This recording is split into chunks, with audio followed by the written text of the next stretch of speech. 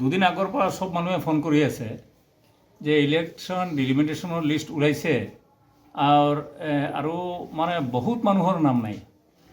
R এনেকুৱা centre হৈছে যাত এটা চেণ্টাৰৰ পৰা 200 ভোট 50 ভোট 60 ভোট বেলেগ বেলেগ চেণ্টাৰক 6-7 কিলোমিটাৰ দূৰত নি ৰখা হৈছে।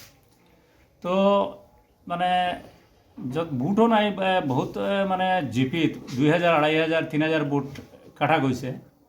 আৰু এটা চেণ্টাৰত 1 ভোটতো চেণ্টাৰ আছে, 6 ভোটতো চেণ্টাৰ আছে, 32 ভোটত চেণ্টাৰ আছে, আৰু কোনো চেণ্টাৰ 1800 1900 2000 ভোটৰ চেণ্টাৰ আছে।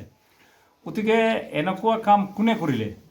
কাৰণ DC অফিচৰ মই নিজে আহিছোঁ, CO অফিচৰ মই কিমানবাৰ মই গৈছোঁ আৰু তেওঁলোকক কৈছোঁ যে আপোনালোকে অন্তত জিপিবিলাকে কণ্টিগুৱেশ্যন ৰাখি আপোনালোকে কৰক।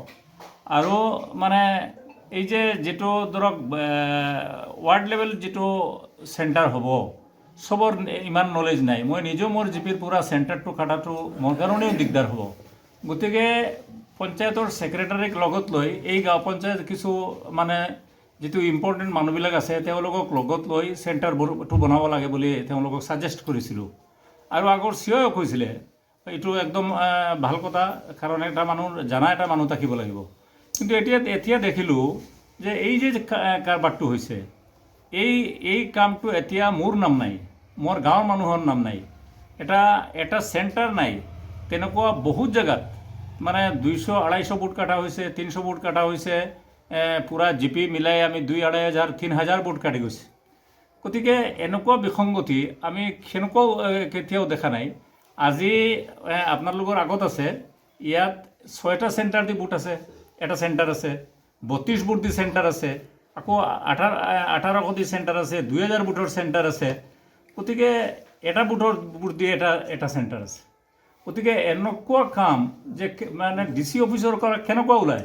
গতিকে এইবিলাকৰ একশ্যন ল'ব লাগে যে যেই মানুহৰ দ্বাৰা এই কামবিলাক হৈছে মানে কিহৰ কাৰণে এইবোৰ কাম কৰিলে তেওঁলোকে। গতিকে ইমিডিয়েট একশ্যন হ'ব লাগে। যোৱাকালি মই মাননীয় মুখ্যমন্ত্ৰী ডাঙৰীয়াক মই এখন চিঠি লিখিছোঁ। তেওঁ মোষ্ট প্ৰবেবলি ইয়াত হয়তো DC অফিচৰ লগত কথা পাতিছে, তেওঁ ৰিপ্লাই দিছে যে তেওঁ DCৰ লগত কথা পাতিব। আৰু ৰাতিপুৱা মানে আমাৰ পীযুষ হাজৰিকা ডাঙৰীয়াই তেওঁ খবৰ লৈছে। গতিকে এনেকুৱা যে কাম এইটো অত্যন্ত বেয়া কথা, গণতন্ত্ৰৰ কাৰণে বেয়া কথা।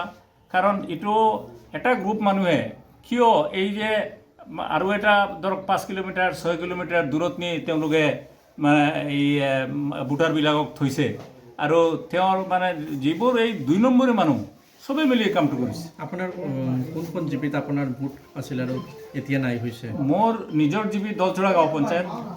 আৰু এই দলচৰা গাঁও পঞ্চায়ত আমি বহুত বিচাৰোঁ, তাতে ক'তো মানে মোৰ নিজৰ নাম নাই, পূৰা গাঁৱৰ মানুহৰ নাম নাই। এতিয়া আপোনাৰ পৰিকল্পনা কি কৰিব এতিয়া আপোনাৰ? আগামী মংগলবাৰে 11:30 বজাত আমি DC অফিচ ঘেৰাও কৰিম যে তেওঁলোকে কওক কিহৰ কাৰণে এই কামটো হ'ল। গতিকে সেইকাৰণে আমি পূৰা ঘেৰাও কৰ্মসূচী লৈছোঁ। আৰু এইটো অন্তত মানে আমি গুৱাহাটী লেভেলত আমি এইটো তেওঁৰ কাৰণে অনুৰোধ কৰিছোঁ যে আপোনালোকে ইমিডিয়েট এইটো ব্যৱস্থা কৰক। কাৰ কাৰণ এইটো হৈছে, যোনে ইয়াত দোষী তাৰ এগেইনষ্টত একশ্যন লওক।